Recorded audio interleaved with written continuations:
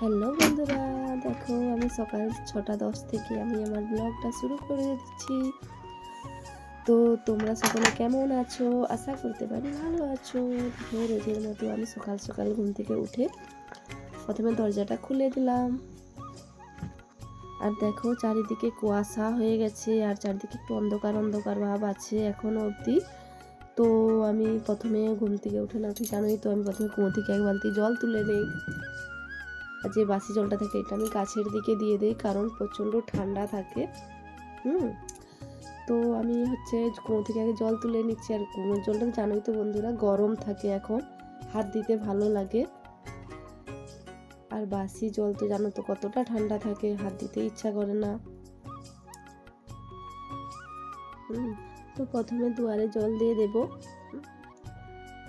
তো আর একটা কথা বলবো বন্ধুরা, আমি কিছুদিন তো ভিডিও দিতেই পারিনি, কারণ আমার এই শীতকালটায় না প্রচণ্ড পরিমাণে কষ্ট হয়, কারণ আমার এত পরিমাণে ঠান্ডার ধাত আছে যে কি বলবো। তো ভিডিও বানাবো, এডিট করব, এমনিতে আমার তো ঠান্ডা লেগেই থাকে, মাথা ব্যথা, ঠান্ডা লেগে যাওয়া। তো আমি এই কিছুদিন 7-8 দিন আমি ভিডিও দিতেও পারিনি, আর ভিডিও শ্যুট করতেও পারিনি। হ্যাঁ, তো ভাবলাম যে না, এটা কন্টিনিউ করতে হবে, না হলে তো পিছিয়ে পড়বো অনেকটাই।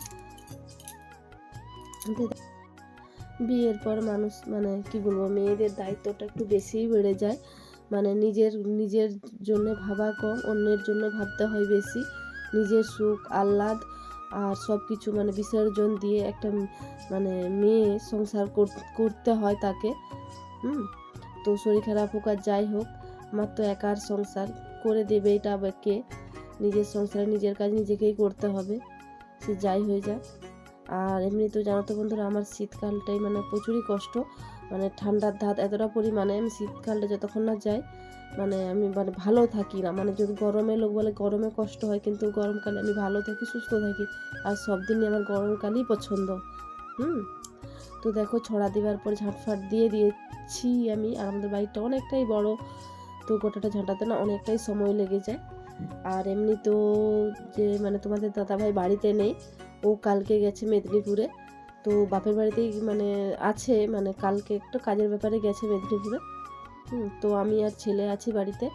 তো দেখো আর চা বানিয়ে নিয়েছি, আমরা দুজনে খাবো। তো চাটা খাওয়ার পর স্নান টান করে এসে একবারে রান্নার সময় তোমাদের সাথে দেখা হচ্ছে, কেমন?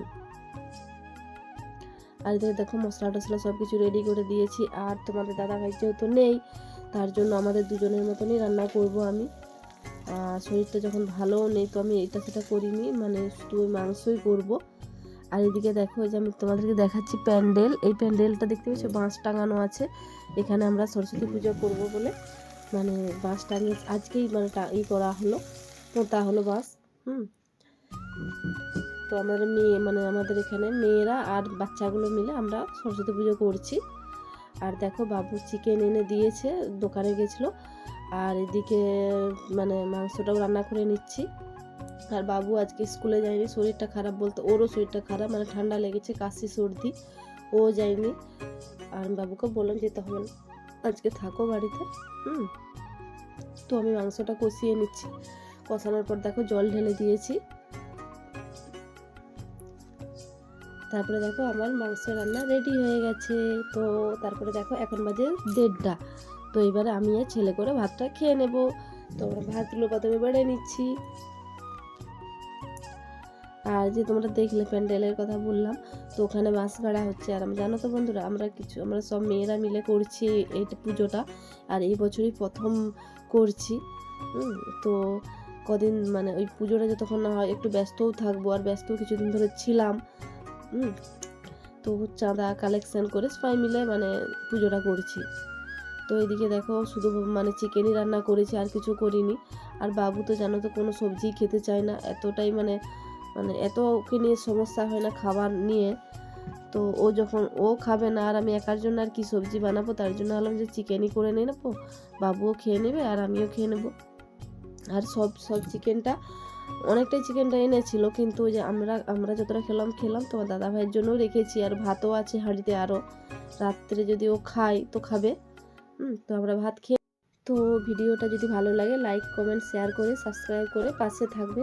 তো তোমাদের লাইক কমেন্ট পেয়ে আমি খুবই খুশি হই, আর ভিডিও বানানোর এনার্জি থাকে অনেকটাই। তো ভিডিওটা আর বড় করবো না। আর তোমাদের দাদাভাই এসে গেছিলো 4টার দিকে। তো তোমাদের দাদাভাই কি এনেছে সেইগুলো তোমাদেরকে দেখাচ্ছি। ওলকপি, আর এদিকে কমলা লেবু আছে, পেয়ারা আছে, আর এখানে কলা কটা আছে। হ্যাঁ, আর তোমাদের দাদাভাই এসেছিল মানে বিকেলবেলা এসে গেছিলো, আসতে পুরো 5টা বেজে গেছিলো। 5টা না, 5টার আগেই আসলো, 4:30 বাজছে।